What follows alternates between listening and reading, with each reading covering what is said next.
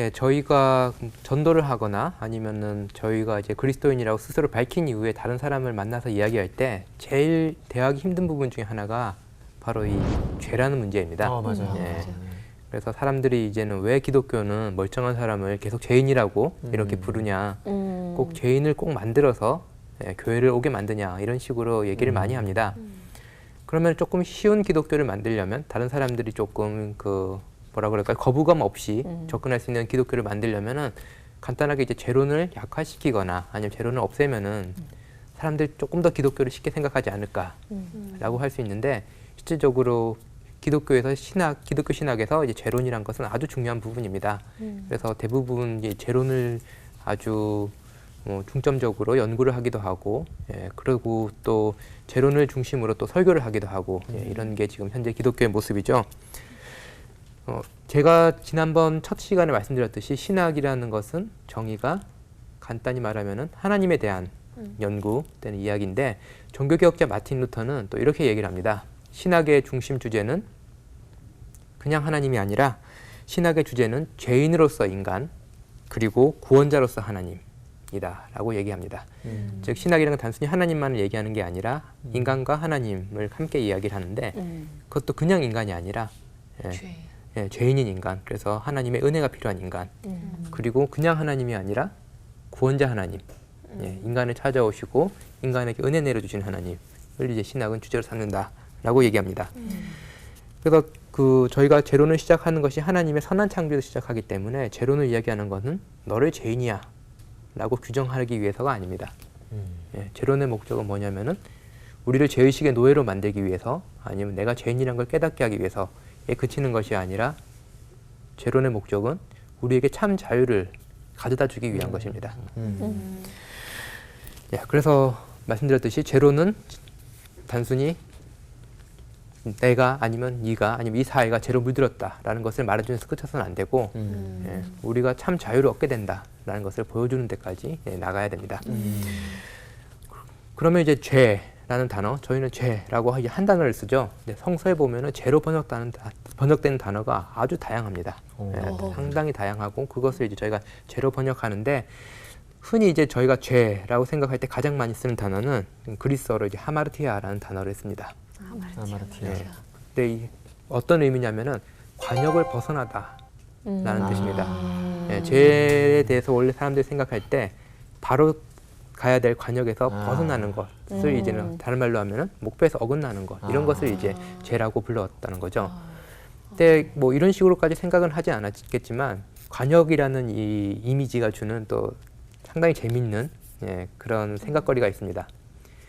뭐냐면은 관역이 가까이 있을 때 어떻게 되죠? 이렇게 어긋나기 참 힘들죠. 그렇죠. 그리고 약간 각도가 틀리더라도 맞죠. 크게 어긋나지는 않습니다. 네. 근데 멀어지면 멀어질수록 약간 각도가 어렵기도 하고 각도에 따라서 다른 조금만 틀어져도 맞아. 도착 지점은 굉장히 많이 나가죠.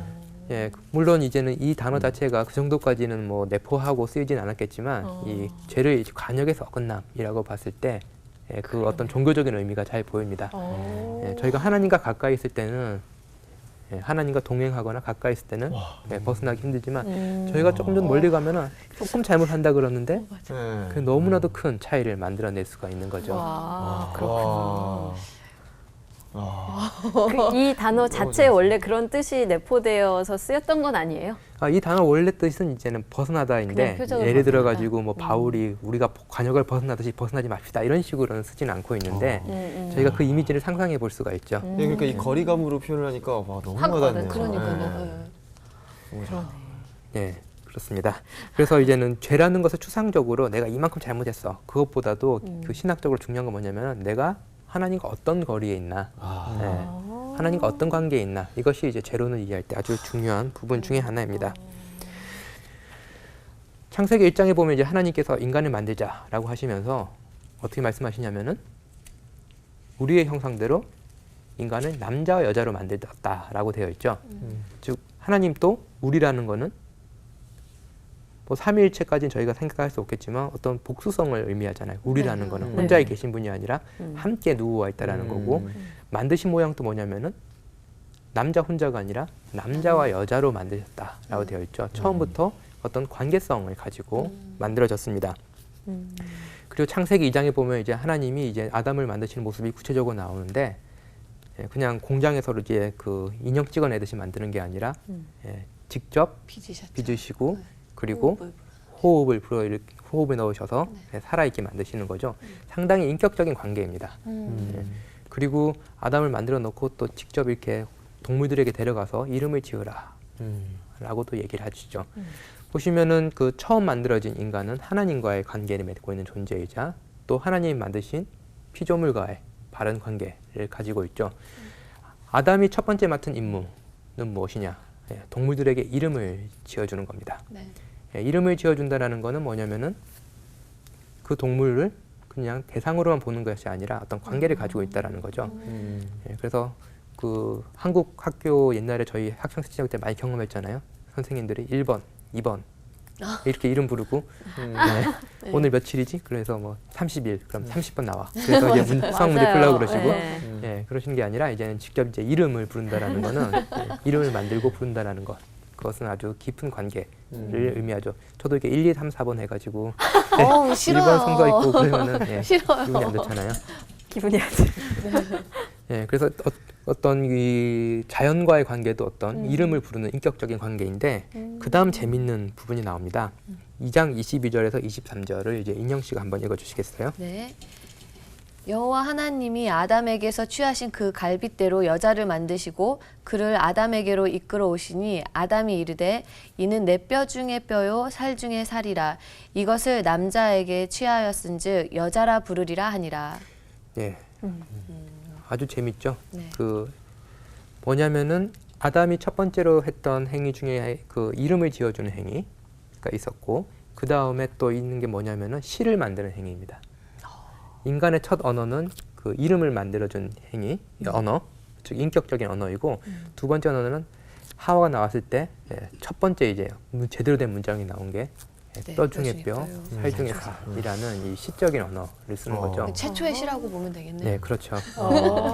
그래서 태초의 언어는 시의 언어였다라고도 할 수 멋있다. 있습니다.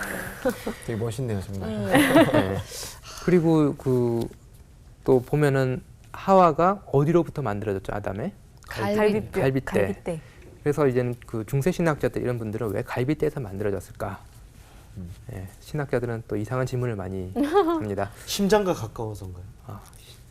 왜 그런가요, 심장은? 아니, 좀 시적인 심장. 표현이니까 예, 네. 좀 시적으로 가봤습니다. 예.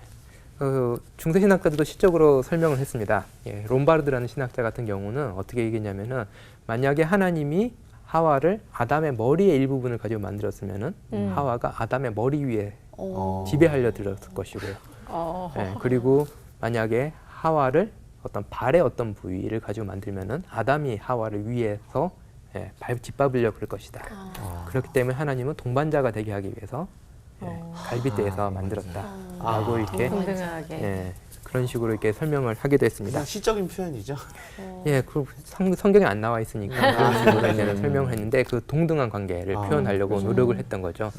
어쨌든 갈비뼈가 안 만져져서 저는. 예, 근데 이제 재밌는 게 뭐냐면은 창세기 3장에 이제 그 타락을 하죠. 네. 예, 하나님에게 불순종을 합니다. 선과 악을 알게 한 나무의 과실을 먹지 말는데 그걸 먹고 일어나는 현상들을 보면은 예, 상당히 재밌는 게 태초에 있었던 이 관계들이 하나씩 이제 파괴가 됩니다. 예, 첫 번째로 뭐냐면 이제 하나님이 이제 놀러 오시죠. 예, 이게 동산 놀러 와서 아담아 어디 있냐라고 했더니 숨었죠. 숨었죠. 예. 근데 어디 뒤에 숨었냐면은 숲 나무 뒤. 나무 뒤에 숨었습니다.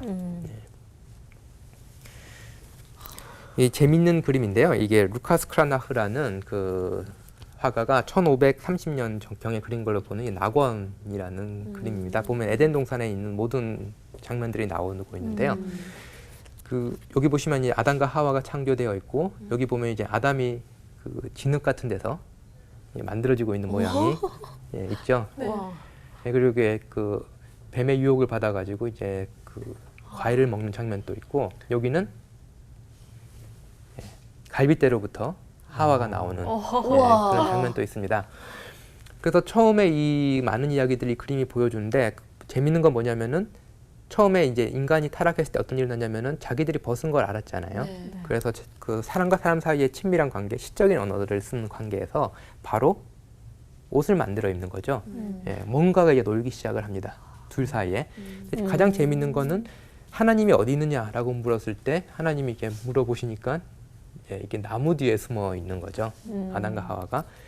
그래서 키에르케고르라는 그 덴마크의 철학자이자 신학자가 한 말은 뭐냐면은 그 타락이란 건 뭐냐, 죄라는 건 뭐냐라고 했을 때 나무 뒤에서 말하는 것이라는 표현을 씁니다. 이전까지는 하나님과 인간이 자유롭게 얼굴과 얼굴을 맞대고 얘기했는데 죄라는 건 뭐냐면은 하나님과 인간 사이에 계속 뭔가를 저희가 집어넣으려고 그러는 거죠. 예. 그리고 사람과 사람 사이에서도 이제 자유롭게 인격적으로 대화하는 관계에서 저희도 이제는 사람과 사람 관계에서 뭔가를 집어넣기 시작합니다. 그래서 죄된 인간의 모습은 예, 나무 뒤에서 말하는 인간이 됩니다. 그래서 이제는 관계를 기뻐하고 예, 관계를 즐거워하고 경축하는 인간이 아니라 예, 관계를 두려워하고 관계를 왜곡하고 관계를 이용하는 인간이 되는 것. 이것이 바로 이제 그 창세기 3장에 보여주는 죄의 중요한 모습입니다. 그래서 또 하나님이 그러시죠. 또 어떻게 알았니? 예, 네가 벗은 것 어떻게 알았니? 예, 그게 물어보시죠. 그랬더니 뭐라고 그러죠? 아담이 하나님이 만들어주신 여자가 그랬잖아요. 라고 얘기를 합니다. 처음에 그 아담이 썼던 언어는 시적인 언어였잖아요. 그 다음에 이제 언어가 타락이 된 게 그겁니다. 저주의 언어가 나오는 거죠.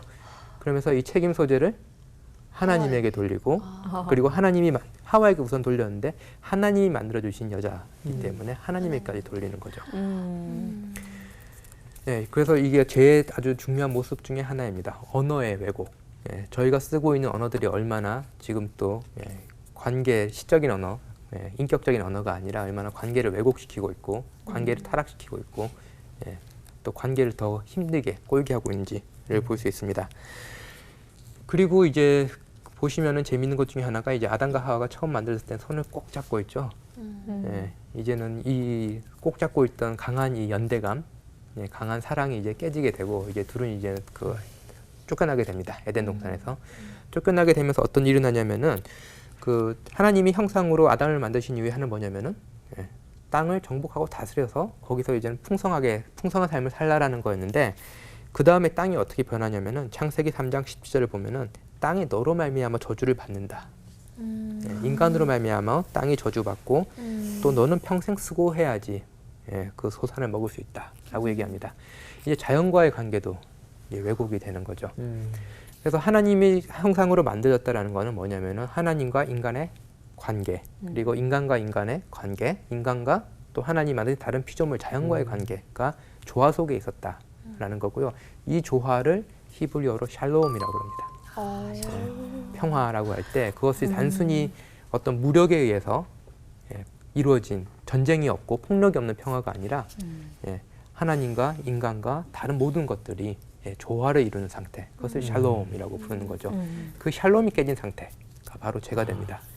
말씀드렸듯이 이 아담이 경험한 것은 하나님과의 관계의 파괴, 나무 뒤에서 말을 하게 되고 그리고 예, 저주의 언어를 가지고 다른 사람에 대해 규정하게 되고 그리고 이제 자연과의 관계도 이제 왜곡된 예, 그런 관계 속에 사는 것이 바로 이 인간의 모습이다. 예, 죄된 인간의 모습이다. 라고 할 수 있습니다. 예, 갑자기 드는 생각이 있는데요. 그거의 어떤 너무나 발전된 어떤 상황 자체가 어쩌면 네티즌, 그러니까 완전 절대 인격적일 수 없는 어떤 상황까지 온 거 아닌가. 이제 완전히 다 가려진. 익명성을 그치. 가지고 요즘 시대에 그런데 언어를 나눌 수 있는, 대화를 할 수 있는 이 상황 자체가 몰개가고 뭐 차도 마찬가지고 서로 이렇게 가려진 그쵸. 상황. 차도 예, 그때 이상해지잖아요, 우리가 약간. 맞아요. 그리고 옆에 더 아니면 폭력적이고. 이상해지잖아요. 이게 좀 그런 어떤 성질이 있네요. 예, 뭔가 가려질수록. 그러네요. 그 관계가 이렇게 투명하게 이렇게 다 보이는 데서 그러니까요. 하는 것 자체로도 되게 죄성에서 조금 벗어날 수 있다는 생각도 드네요. 예, 그렇죠. 예, 뭔가 좀 이렇게 오픈될수록. 예, 그래서 하나님이 만드신 창조가 가지고 있었던 어떤 근원적인 관계가 왜곡되고 파괴되는 것, 이것이 바로 예, 죄라고 그러면은 구원은 또 어떻게 될까요? 그 죄를 해결. 왜곡된 모습이 조금 예, 바로 죄를 해결한다라는 것은 단순히 나와 하나님만의 관계가 바로 되는 것이 아니라 이 세 가지 관계가 모두 다 다시 샬롬의 상태, 회복되어 가는 단계. 예, 그것이 바로 이제 구원이다라고 할 수 있습니다. 그것을 제일 잘 보여주는 구절이 뭐냐라고 하면 예수님이 시험 받으신 장면입니다. 예수님이 공생애를 나가시기 전에 시험을 받으시잖아요. 네. 그 시험은 어떻게 보면은 그 아담과 하와 인류가 가지고 있었던 이 하나님과의 관계 왜곡, 그리고 다른 사람과의 관계 왜곡, 그리고 물질 내지는 자연과의 관계 왜곡, 이것에 대한 시험이다라고도 할 수가 있습니다. 예, 이제 그 인류의 죄를 담당하신다라는 것은 또 다른 말로 하면은 이 모든 새 관계를 파괴하고 이용하고 예, 자기 식대로 그걸 위해서 권위를 누리라는 것에 대해서 예수님이 시험을 받으신 거다라고 할 수 있겠죠. 그래서 예수님이 시험 받으신 얘기는 뭐 마태복음도 있고 누가복음도 있고 마가복음도 짧게 나와 있는데 그냥 재밌게 하려고 이제 마태복음만 읽어보도록 하겠습니다. 그래서 마태복음 4장 3절부터 10절까지를 이제 지현 씨가 한번 읽어주시겠어요? 네. 시험하는 자가 예수께 나와서 이르되 내가 만일 하나님의 아들이여든 명하여 이 돌들로 떡덩이가 되게 하라.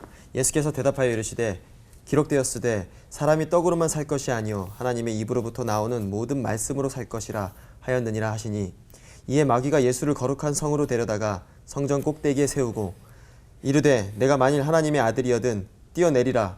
기록되었으되 그가 너를 위하여 그의 사자들을 명하시리니 그들의 손으로 너를 받들어 발이 돌에 부딪히지 않게 하리로다 하였느니라.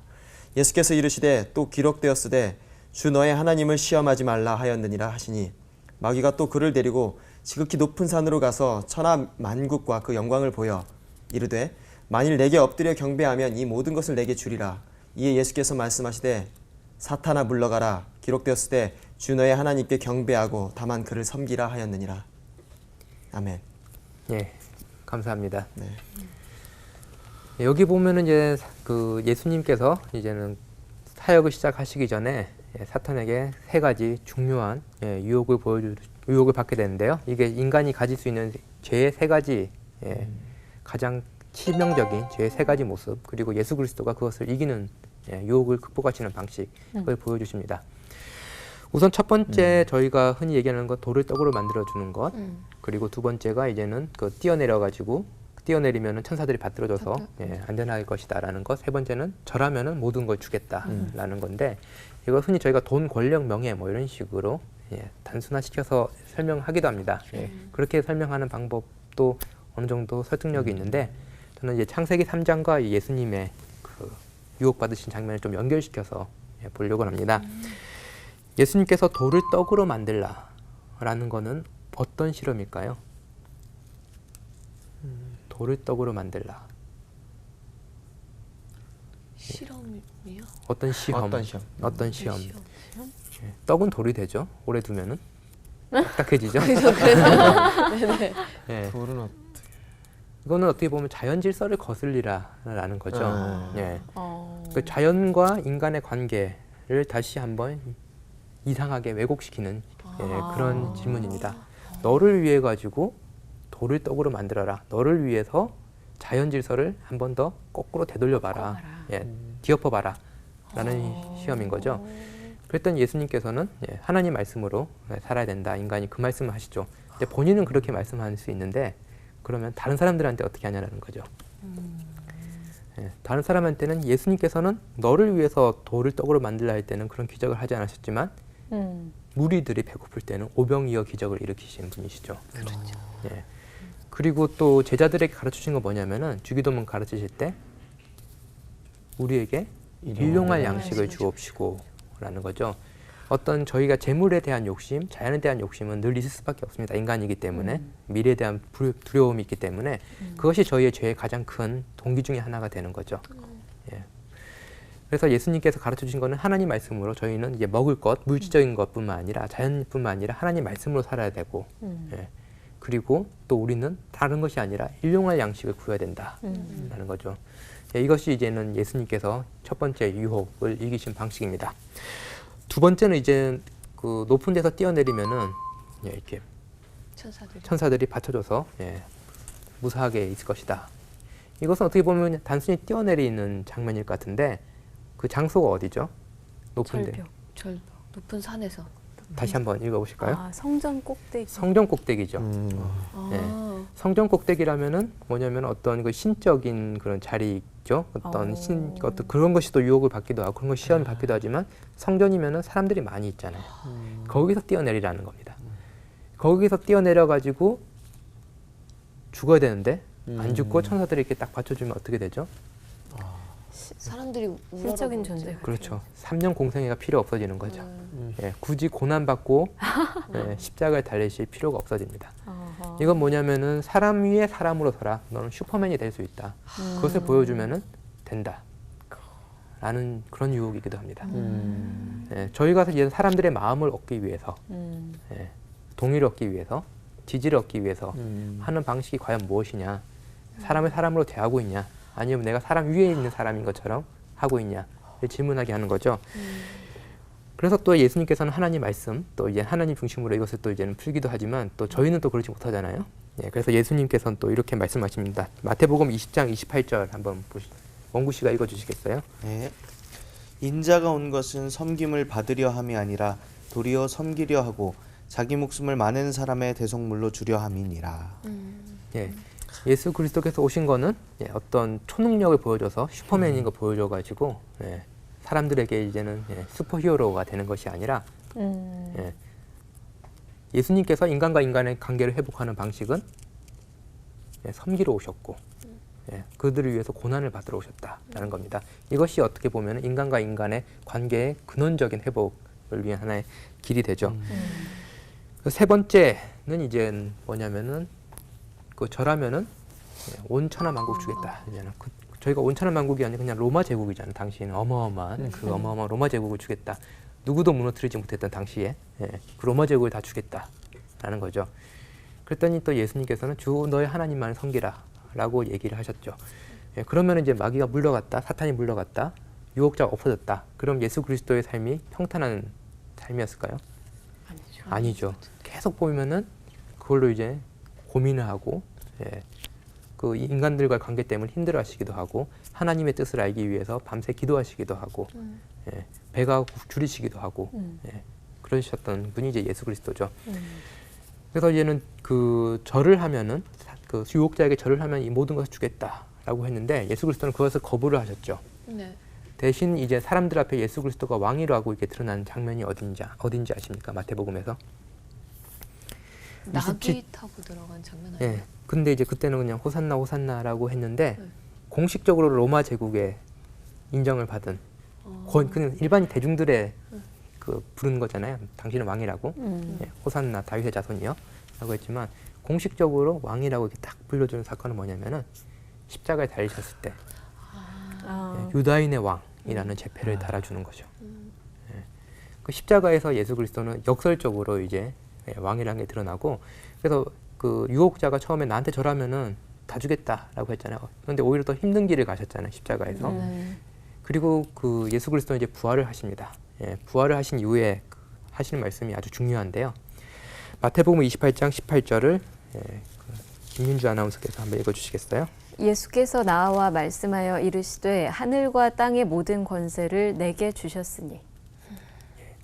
부활한 예수 그리스도에게 주어지신 것이 뭐냐면은 예, 하늘과 땅의 모든 권세입니다.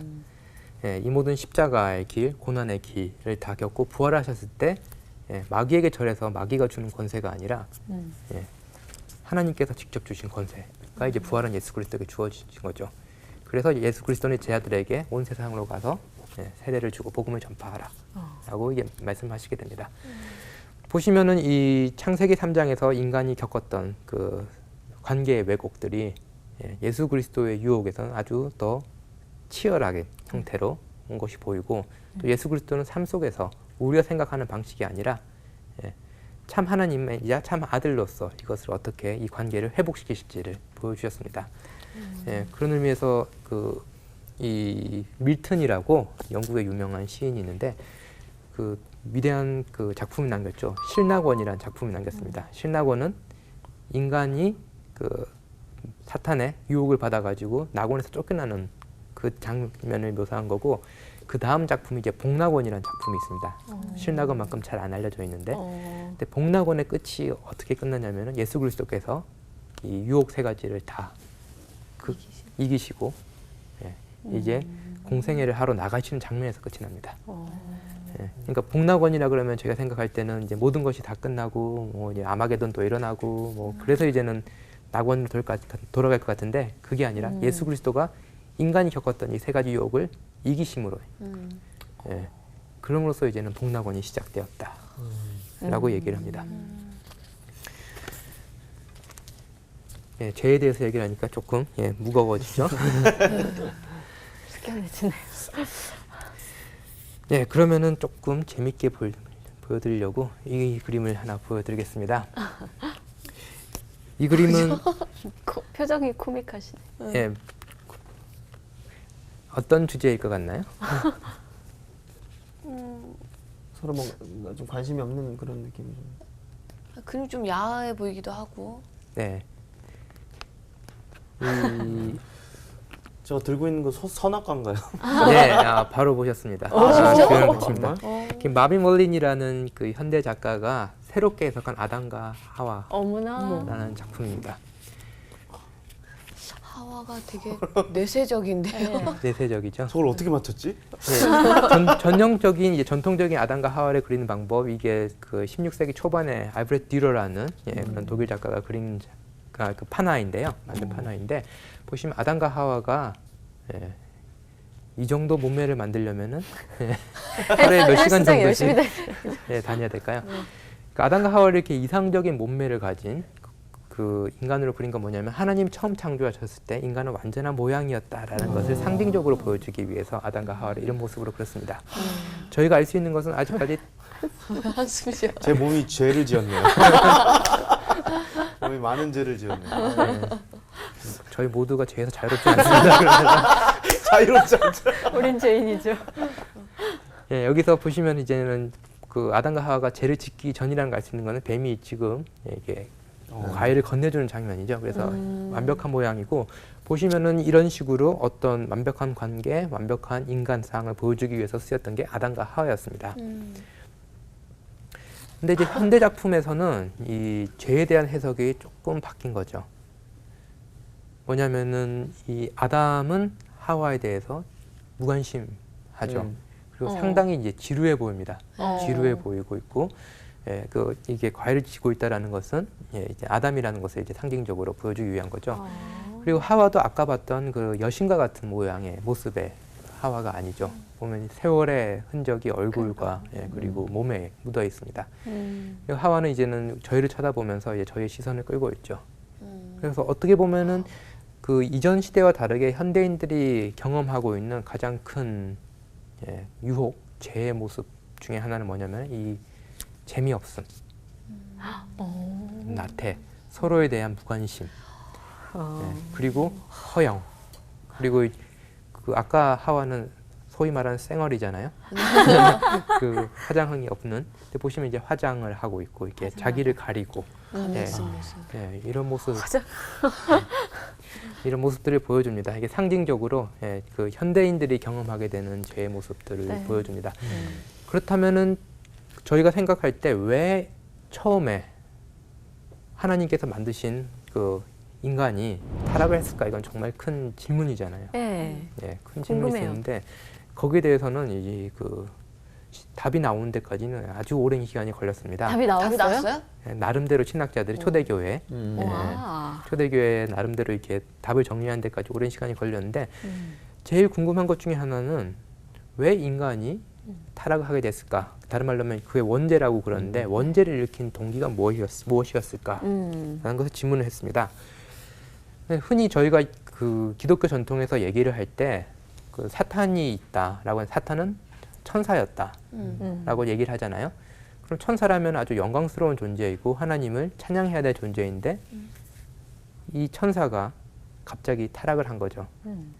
하나님을 배신을 한 거죠. 하나님 불순종했는데 그 동기가 뭐냐라는 거죠. 인간이야 이제는 사탄이 있으니까 하나님이냐 사탄이냐 둘 사이의 유혹에 하나님의 명령과 사탄의 유혹 사이에서 사탄 쪽을 선택을 했다라고 그러지만 사탄은 하나님밖에 못 봤을 텐데 왜 하나님을 배신했을까? 불순종했을까? 이제 이게 질문이었습니다. 어려운데요. 하나님이 되고 싶은 거 아닐까요? 하나님이 되고 싶은 것. 그것을 다른 말로 하면 이제 교만이라고 합니다.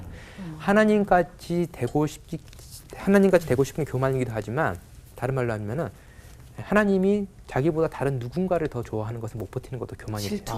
질투, 교만입니다. 그래서 교만이 그 초대교회에서 봤을 때 그 밀튼의 신라곤에서 잘 나오는 것 중에 하나가 뭐냐면은 그 천사가 왜 타락을 했을까라는 질문에 대해서 했던 거는 하나님의 영광을 높이고 있다가 하나님이 자신의 형상으로 인간을 만든 걸 보고 인간을 이제 질투를 하기 시작했다. 라고 이제는 설명을 하기 시작을 한 거죠. 그래서 교만은 크게 두 가지 형태로 나타납니다. 뭐냐면 하나는 시기심. 예, 다른 사람을 잘 되는 걸 못 보는 것. 예, 다른 사람과 경쟁 관계 속으로 보는 것. 예, 인격적인 관계가 아니라 잠재적인 경쟁자 아니면 나의 사랑을 뺏어가는 자로 보는 거고요. 그 다음에 또 다른 한편으로 나타나는 건 뭐냐면은 지배의 욕구. 다른 사람을 지배하려는 욕구로 나타납니다. 그래서 그 밀튼의 신라곤을 보면은 이 그 유명한 말이 나옵니다. 영어로 Better to reign in hell than serve in heaven 이라는 표현입니다. 해석해 주세요. 그 천국에서 서브하더니 지옥에 가서 그 우두머리가 되게 뭐 이런 네. 뜻 아닌가요? 역시. 천국에서 섬기는 위치에 있느니 지옥 가서 다스리겠다. 이게 이제는 교만의 중요한 모습 중에 하나입니다. 그렇기 때문에 저희들의 그 어떻게 보면 상당히 단순하거든요. 타락의 원인이 뭐냐라고 했을 때 모든 사람이 갖고 있는 동기입니다. 어떤 자존심이 있고 그리고 교만도 어느 정도 누구나 다 갖고 있을 수밖에 없고 또 그것이 다른 사람에 대해 시기심, 경쟁적인 시기심이 나타나고 또 다른 사람으로부터 좀 높임 받고 싶어하고 다른 사람을 지배할 때 사람은 이제 어느 정도 쾌락도 느끼게 되고 안정감도 느끼게 되죠. 근데 이 초대교회에서 이렇게 말한 거는 그 단순히 이제 성경에 있는 것을 얘는 성경이 충분히 말해주지 못하는 것을 이제 설명하기 위한 시도도 됐지만 또 다른 한편으로 그런 감정 우리 누구나 다 있다라는 것을 보여주기 위한 거죠. 우리가 가지고 있는 조그만 이 다른 사람에 대한 시기, 그리고 왠지 모르게 느껴지는 열등감, 그리고 다른 사람을 지배하고 싶어하는 욕구 이런 것들이 다 모여가지고 우리를 타락시키고 그리고 관계를 왜곡시키고 있다라고 이렇게 말을 해주고 있습니다. 교만이 왜 진짜 무서운가를 보여주는 것이 바로 이 초대교회의 모습이고 또 보시면은 예수 그리스도께서 보여주신 것은 교만이 아니라 인자는 섬기러 왔다라는 거죠. 그리고 자기의 주장이 아니라 하나님 말씀을 가지고 이 모든 것들을 이제는 유혹들을 이기고 했던 것을 봤을 때 이 저희 안에 한편으로는 이 교만의 법이 다른 한편으로는 이 하나님 말씀의 법 내지는 이 순종과 겸손의 법이 저희 마음속에서 계속 갈등을 일으키고 있는 것이 바로 우리가 살아가는 그런 현재 모습이 아닐까라고 생각을 합니다. 전 너무 되게 단순화시켰던 것 같아요. 제 대해서. 대부분 그렇게 생각을 많이 하죠. 표적을 벗어나는 것이라는 처음 시작할 때 그게 정말 강하게 남습니다. 그러니까 우리는 그 표적을 맞추는 노력을 하면서 사는 존재밖에 안 된다는 생각도 들고 그냥 끊임없이 노력하고 우리가 우리 힘으로 안 되니까 끊임없이 가까이 두려고 또 하고 그렇게 하는 수밖에 없는 표적을 가까이. 되게 어려운 것 같아요. 경계라는 게 이제 제가 교만한 느낌과 저에 대한 이제 자신감과 막상 또 자신감이 없거나 이러면 너무 나약해지거나 아니면 또 자꾸 어두운 속으로 들어가잖아요. 그러지 않으려고 이제 자신감을 딱 이제 보이면 또 그게 또 조금만 넘어가면 또 교만이 되고 그렇죠. 이거에 대한 이 선이 굉장히 어려운 것 같아요. 저는 그리고 아이들 정말 가르칠 때도 그게 정말 많이 신경 씁니다. 우월감도 가지면 안 되지만 열등감도 가지면 안 된다는 거. 비굴해지면 이 두 안 가지가 돼. 다 죄라는 맞아요. 느낌을 좀 받거든요. 어렵죠. 그 기독교 그 초기에 이 원죄론을 만든 분이 이제 아우스티누스 이런 분들인데 교만감과 열등감을 동전의 양면같이 봤다라는 겁니다. 그렇죠. 그래서 그런 것도 참 아주 중요한 통찰 중에 하나인 것 같습니다. 교수님, 근데 우리가 처음에 이 죄론에 대해서 배울 때 이 죄론의 목적은 우리를 얽매이게 하려는 게 아니고 우리를 좀 자유롭게 해주기 위한 것이다. 거기까지 나가야 된다라고 말씀을 하셨는데 우리가 죄의 속성에 대해서는 배웠잖아요. 근데 그럼 이걸 가지고 어떻게 해야 좀 여기에 얽매이지 않고 자유로워질 수 있을까요? 예, 기독교에서 말하는 죄에 대해서 저희가 조금 그 착각을 할 수 있는 것 중에 하나가 뭐냐면요. 로마 카톨릭, 중세 로마 카톨릭 같은 경우에는 뭐가 죄 이런 식으로 구체적으로 다 이렇게 했었죠. 근데 제가 말씀드린 거는 이것도 죄, 뭐 횡단보도 잘못 건너는 것도 죄, 뭐 그런 것을 말한 게 아니라 네, 네. 죄에 있는 인간의 어떤 동기적인 측면을 제가 주로 보여드린 겁니다. 그래서 교만이 죄가라기보다는 이 교만에서 일어나는 여러 가지 시기심이라든지 지배의 욕구라든지 거꾸로 나타나는 열등감이라든지 이런 것들이 죄를 일으키게 되는 동기가 된다라는 거죠. 예. 그래서 아까 말씀드렸듯이 죄론의 목적은 너는 죄인이라는 걸 보여주는 데 끝나면은 정말 기독교는 나쁜 종교가 됩니다. 기독교가 그래도 복음인 이유는 뭐냐면은 우리를 죄론을 통해 가지고 자유롭게 해주기 위해서, 참 자유를 주기 위해서인 거죠. 인간이 자유롭지 못한 이유는 뭐냐면은 자기가 하고 싶은 걸 하면서 예, 스스로를 기만할 때입니다. 아, 이건 예. 죄가 아니야, 뭐 이렇게요. 예, 그렇고 아니면 자기 자신이 누군지도 잘 모르면서 그냥 선택의 자유를 무한정 늘리는 것을 예, 이제 그렇기 때문에 이제는 오히려 자유가 우리를 더 속박하게 되는 예, 그런 경우가 많이 있죠. 근데 기독교에서 죄론을 말하는 이유 중에 하나는 뭐냐면은 우리 자신만을 봤을 때 우리는 문제 해결이 될 수 없다라는 걸 보여줍니다. 인간이 문제일 때 인간을 본다고 답이 나오느냐? 아니면 인간이 문제일 때 인간을 봤을 때 더 큰 문제를 보게 되느냐? 의 질문인 거죠. 그래서 저희가 흔히 그 라틴어 미사 부활절 전에 그 하는 그 라틴어 로마 카톨릭에서 하는 라틴어 미사에 오 펠릭스 쿨파라는 표현이 있습니다. 그게 뭐냐면은 오 복된 죄여라는 제목으로 시작되는 미사오고 복된 있습니다. 죄요 하니까.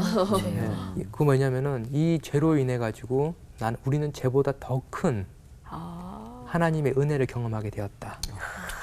그런 의미에서 그걸 늘 부르는 예, 늘 하는 미사는 아니고요. 부활절 전에 하는 오 펠릭스 쿨파 이 죄로 인해 가지고 우리는 죄보다 더 큰 하나님의 은혜에 우리가 열리게 되었다. 그 은혜를 경험하게 되었다라고 얘기를 합니다.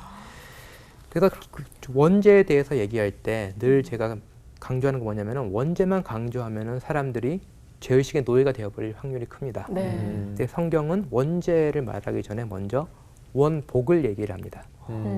하나님께서 창세기 1, 2장에 인간을 만드시고 피조세계를 만드시고 복을 주셨고 복이 좋았다라고 말씀하셨죠. 그리고 창세기 3장에 이제는 죄의 이야기가 나옵니다. 네. 그렇지만 보시다시피 원죄보다 먼저 나오는 것이 원복이고 또 인간이 죄를 지었지만 하나님은 계속 성경에서 묘사되는 건 뭐냐면은 하나님은 복 주시기 원하시는 분이다 라는 거죠. 그래서 이 원죄가 아무리 중요하고 또 저희로서는 이해할 수 없는 교리이긴 하지만 또 저희가 그것을 또 죄의식의 노예가 되지 않기 위해서는 예, 성경을 좀 더 균형 있게 더 큰 틀에서 예, 볼 필요가 있습니다. 네. 그래서 그 하나님은 복을 주시기 원하는 하나님이시라는 것 예, 그리고 우리를 긍정하신 하나님이란 것 여기에 대한 희망과 예, 믿음이 필요하다라고 할 수 있을 것 같습니다. 네.